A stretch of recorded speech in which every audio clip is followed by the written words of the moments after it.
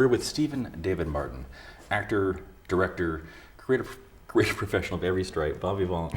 I'm cracking because, we are trying to figure out how to take everything you do and put it into a single setup, and it's impossible. It is, yes. You were a Renaissance man, as they say, or jack of all Our trades. jack of all trades, right. ace of none, yes, Right. That's right. But everything you do, as we were talking earlier, it's consistently within a creative milieu, and this has been your professional life as well as, I think, a personal passion. How did you get those two to dovetail?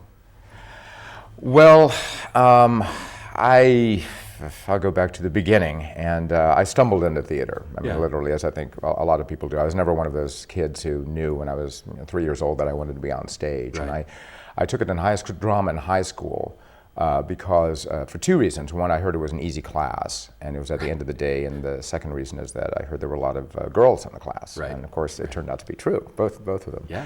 And I took it just as a lark, because I thought, well, nobody makes a living being an actor, right, unless you're in the movies. Sure. And then I got a lead role in the play, and in the school play, and then I got another lead role in the play, and then lead roles have sort of defined your career. I mean, you've been Hamlet, I've been you've been lucky. Sherlock Holmes. I've been lucky. I played some title roles, and it's one of those you check off and say, "Well, I've got that. Now I can die happy." Right. Hamlet, I was worried about because I was about 30 when I played it, and I thought, well, I got to do it now, otherwise. You think it's on the old side? Yeah, a little bit on the old side. I was in a production of Hamlet when I was 19 with a 42-year-old Hamlet, and it was grim. Right, it was not good. And we should probably identify to our viewers who aren't familiar with your work locally. I mean, you played every major Shakespeare festival, basically. From Ashland to Alabama. Yeah. I mean, that's great. I did a lot of work with Shakespeare in their theaters with Shakespeare in their name. Yeah. And again, it's one of those things I fell into. I cut my teeth on it. My first job was at the California Shakespeare Festival when it was in Visalia. Mm-hmm. It was started years and years and years ago in the This is Cal Shakes. 70s. It was a different Cal Shakes at that time, and it was a professional theater company that they were trying to start in the middle of the state in California. And I was still in college at the time. Wow. So they had 26, I think it was, professional actors, actor equity actors, and they hired 6 non-professionals, and I got to be one of those. So that was my introduction to professional theater, was with all these great, really terrific Shakespearean actors. And then from then I kept getting jobs in Shakespeare festivals, Ashland, as you said, Alabama, Cal Shakes, and I ended up doing a lot of Shakespeare. Yeah, you've made a career of driving around Shakespeare. A guy's work is 500 years dead. Well, yeah, and he's still alive. You can't kill the man. And because what was so funny is I was working at Alabama Shakes, and for my friends who would say, "You're going to Alabama and doing Shakespeare? What is that? Do they do it like this? You have to be or not to be?" Right? And I had to explain to people that it's a professional theater company. I mean, they got actors from New York and Los Angeles and Chicago, and they do really, really terrific work there. Do those kind of opportunities still exist for actors to travel sort of through regional theater? There's a circuit, a repertory theater circuit, and then within that repertory theater circuit, there was a Shakespeare circuit. Right. So if you worked at Oregon Shakespeare Festival, some people would work at the Old Globe Festival in San Diego, and then when the Alabama Shakespeare Festival came along, it was almost like a triangle. And as a matter of fact, when I left Oregon and went to Alabama, some of the actors I worked with in Oregon ended up there a few years later. So it's this network, it's this web, which makes it's kind of fun. And even though it's a vast, large country, there is sort of a circuit you get on. Yeah. There's a documentary film waiting to happen. There is. My gosh, good idea. I think I got to do that. Totally do. I know a guy. We could work it out. When you're on stage for your first time, or among your first times in high school, did you know you had the bug? Did something light up in you? Well, I knew I had the bug, but it was a play called My Three Angels, which is a terrific play. It's a holiday play, and they made a movie called We're No Angels with Humphrey Bogart and Peter Ustinov. And so I'm 17 years old, and I'm playing a 40-year-old guy. So of course I did the white and the hair, and it was all white, right? And the really bad makeup. And and my best friend happened to be in the show too, and we were 2 of the 3 leads. And we were in this huge auditorium.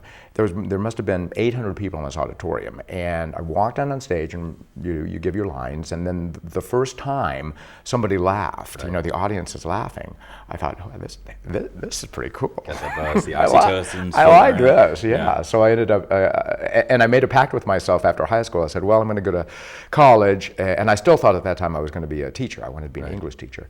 And I was taking all these English classes. This is Fresno State. Davis. Yeah, I went to Fresno State. So you went to Fresno State and UC Davis, both wine schools. Yes. And didn't touch wine. I didn't touch wine. I did not end up in that for some. And then I ended up here in wine country.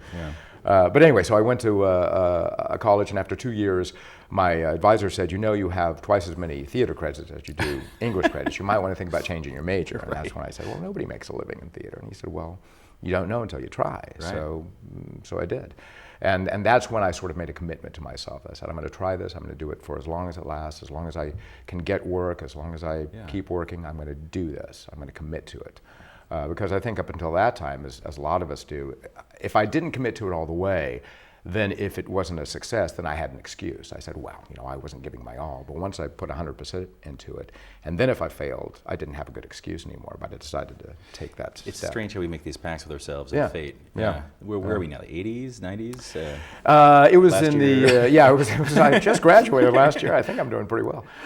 No, I graduated college in 80, and then I went to graduate school, UC Davis, and I graduated there in 83. Yeah, okay. Yeah, it was a while ago. So besides your creative work on the stage, which is also meant directing and working in other capacities in the theater, you also work in what can be called a creative agency with Firefly, which is extraordinary, but a logical permutation, like an outgrowth from what you do.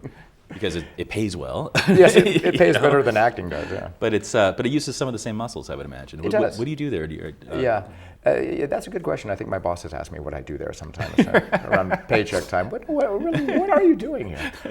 Shakespeare. Yeah, right. Exactly. Come on. Well, again, it was one of those interesting things where I did not, set out for a career in advertising and marketing, obviously, and I fell into it again. It was when I moved down here from Salem, Oregon in 2000, and my now ex-wife at that time got a job at an agency in Healdsburg called Hamilton Partners, and she's a graphic artist. Yeah. Right. And I had done some writing, and she said one day, hey, they need some writing at this Hamilton Partners. One of the clients was HP. Oh, like copywriting, right? Copywriting, yeah. Yeah.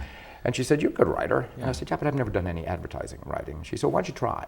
And so I did. I did some freelance writing for them, and 6 months later, they offered me a full-time job. Like in-house, that's great. An in-house job, right? So I became this full-time, they called me senior copywriter, even though I was the only copywriter there. That's how I got into that. Let me try a theory on you. So when you're copywriting, you often have to use the voice of a brand or speak in the brand's voice. Right. And when you're acting, yes, I see where you're going. Right? Do you feel there's a connection there, or is that just a lucky? No. I think you're right. You have to put yourself in somebody else's shoes, right? And you have to look at things from a different perspective. So I think that does come into play there. And you've worked with some top-tier companies. Yeah, we did Radio Shack and Microsoft and HP. And the other parallel, now that I think about it, is even though it's a steady job, you have a different project. It's like you're working on something and it has a finite end. It's over, and then you start over again, just like you would with a play. It's a very good point. Let's get back to parallels and stuff like that after our break. We're with Stephen David Martin, actor, copywriter, senior copywriter, jack of all trades, and Renaissance man. Thank you, dear. Well, you're very supple. Just like I was at your age. Back then, I was a sex expert. Used to call me the buttered biscuit. I know about birth control, too. So you can ask me anything, baby. Bedsider.org has birth control information and a lot more. And it's... Have you had sex in this car yet? We're with Stephen David Martin, a man of colossal creative talent who has deployed that creative talent in an array of media and experiences, not least of which being the stage where he began. And we were just talking about how there are parallel developments or ways your career in aggregate, and careers, I think, like getting to the minutiae of it, kind of dovetail. And I love this idea that in the ad game, you're going from gig to gig. Well, you mean, you're full-time employed, but like gig to gig within the context of that, and the way you would travel from play to play, production to production, What is it about that kind of work? I wonder, is it the sort of the ADD that comes with the artistic, sensibility, this need for renewed stuff, fresh stuff? I think it is. Yeah. I really do think it is. I mean, I was really fortunate when I look back that I worked with some great people in some great theaters. And with rare exceptions, I might have gone through an 8 or 10 week period where I thought, oh my gosh, I can't wait till this play is over. But other than that, I was always excited about going to work. And I think that's, there is some, even within the profession, people are on Broadway doing a show for 2, 3, 4, 5 years. I don't know if I could do that, because I do like that idea that, not that you ever perfect something, but you do give it your all and you reach a point where it may be diminishing returns. You plateau at some point. I think you have to plateau at some point, and then maybe hopefully you at a find place of yourself. excellence. Yes, hopefully it's apex, right? Yeah. Then hopefully you find yourself again. But sometimes you may not, and that's what I think is really invigorating about the theater. There's always another project coming on. Sometimes you don't want to let go of the project because it's going so well, and sometimes you can't wait to get to the next one because it's not going so well. Right. When you're in the context of your advertising, this advertising side of your life, and you're working with a client, do you ever find yourself being in a sort of performative mode where you're using your skills as an actor? Well, absolutely. Not to out, No, it's true. He's faking it. Wait a second, he's acting. But it's true, and there's, when we do presentations, when we're doing a pitch or doing a presentation of an idea or a campaign, it's very important, and that's one of the things I think that they like about me, and they liked about me since then, is that I've got that, and I know, without sounding arrogant, I know how to read a room. I know when to move it. I know when to try to get some humor involved, and I'm pretty good at involving people because acting in theater is a two-way street. It's not. That's what makes it different than TV or film. You get that immediate audience interaction. It's a feed loop. Yeah. Right. I wonder. So. Obviously, you studied a lot and you learned a lot practically, but you had mentors that I understand you worked with. Can you tell me about that experience? Yeah, well, my first mentor, I didn't even know if I put it on the bio, but I was thinking about it on the drive here today. My really first mentor theater inspiration was my English teacher in high school, which is why I wanted to be an English teacher. It wasn't my drama teacher, who was terrific, but his name was Mr. Donahue, William Donahue. And I was taking an advanced placement class, and it was called Humanities, right? So we started with the Greeks, and we covered a lot of literature all the way to Future Shock, which at that time was a new book, 1973, 74, whatever it was, right? That was a long time ago. So in the middle, we did Shakespeare. Yeah. And I didn't know at the time that I was really fortunate, but he made us get up and do it out loud. And I heard later that, English teachers would give here's Hamlet, go home and read it, we're going to have a test next Tuesday. And I was thinking, my God, that's the worst possible way to teach dramatic literature, is have somebody go home and read it by themselves. Right. No wonder kids get bored with Shakespeare, because it is. If you're reading Hamlet by yourself at home, oh my God, you're going to fall asleep. But he made us do it out loud in class. He always played the lead roles. Of course. But he was terrific, and he inspired me. I said, oh my gosh, this is great. This is fun. This is really, really cool. So it's a chance to show off a little bit. It's a chance to show off a little bit, and then the words made sense. Yeah. You say them out loud, and the words made sense. They There's got music your that body. informs them. Exactly right. Yeah. Exactly right. And then so he was a big influence. My college mentor, Edward Emanuel, was a huge influence. He was a playwright, director, an actor, my voice teacher, and he was great about pushing me to let it go. And he said, what's the worst thing that can happen? You're going to miss a line. You're going to fail. You're going to miss an entrance. Big deal. It's not brain surgery. Nobody's dying here. Just he was really instrumental in me taking chances. Yeah. And both of those teachers and I were made friends years and years later. In terms of taking chances, where's an instance where you really put yourself out, where you really had to make a reach? I think with Hamlet. Hamlet was a reach because you approach it with every Hamlet every actor who's ever played the role in your head. Absolutely. And the trick is, and the challenge is to make it your own and to rediscover the words for the first time. And I had a British director, and that was intimidating too, because I thought, oh my gosh, this is your guy. I don't know this guy. This is your guy. I'm an actor from Fresno. I don't know this guy.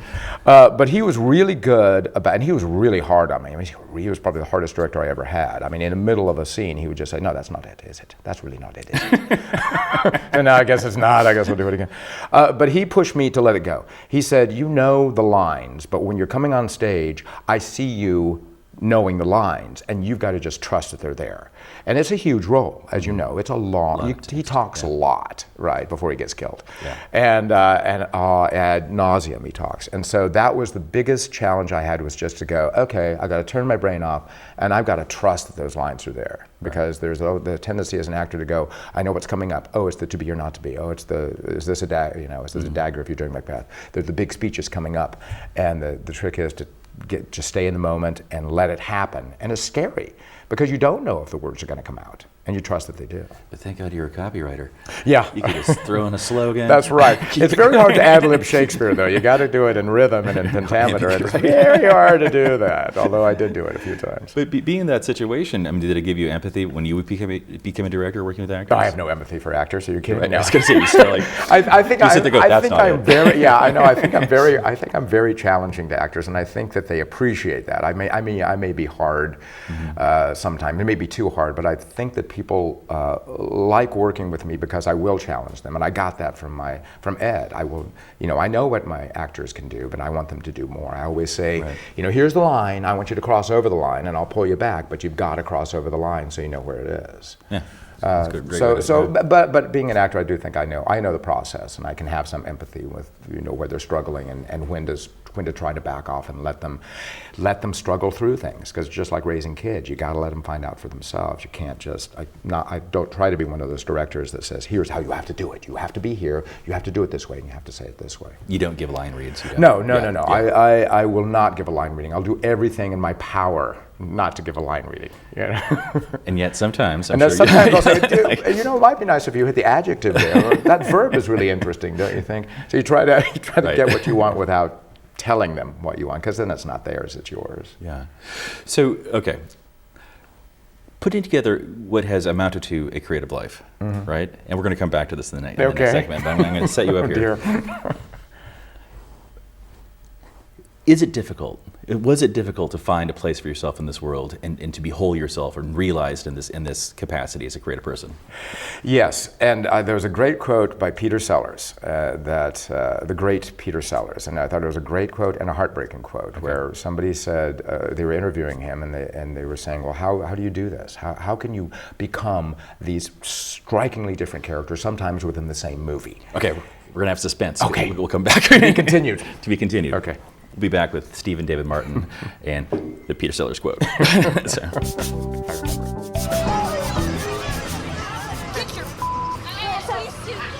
You're not sitting here. Yes, I am. Move. Give it to him hard. No. Every day, kids witness bullying. Why you stabbing me with it? No. They want to help, Ow. but don't know how. Oh, you got... Teach your kids how to be more than a bystander. Visit stopbullying.gov.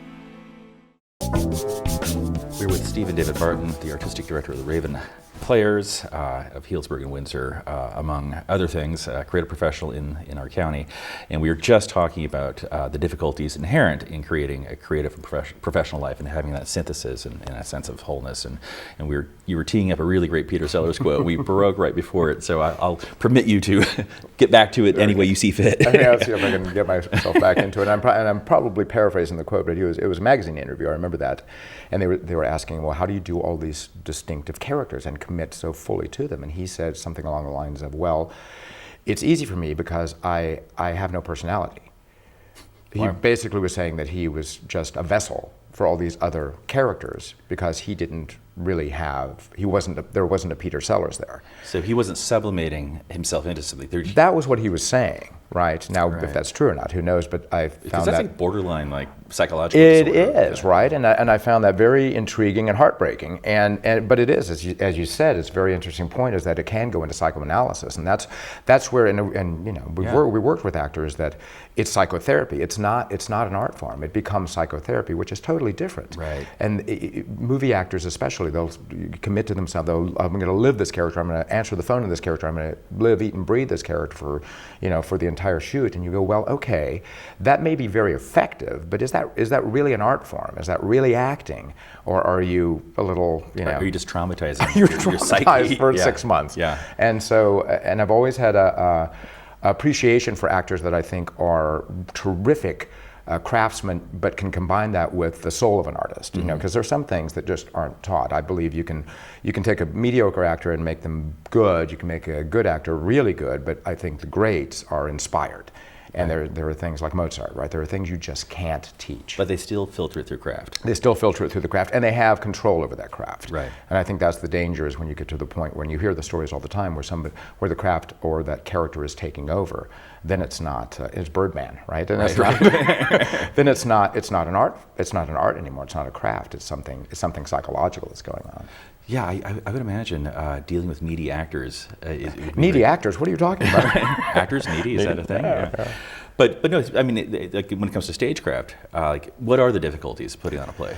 Well, as you said, and I'm an actor, so I can say this, but the ego, you have to. It's a double-edged sword, right? You have to have an ego to get on stage. You have to have that, but that ego can get in the way when you think that everything is all about you. When you start believing, press clippings, if we had any press clippings, when you start believing it. Has that happened to you? Can I ask? Yeah. Oh, yeah. Because I thought you get enough people. Ashland's great in many ways because it's like being a rock star. Ashland is great. No place else in the world do you see somebody standing on the street going, "Need tickets to King Lear." Right. You just don't see it, right? It's sold out. But on the other hand, they will, when I was there at least, they'll pop up at the end of the show. You'll get a standing ovation for pretty much anything, and you start to think after a while, well, you need to be a little bit more discriminate. That wasn't really a great performance. And let's not take it too far. And when you're an actor, you're constantly looking for affirmation. You need that affirmation from your director, from your fellow actors, from the audience.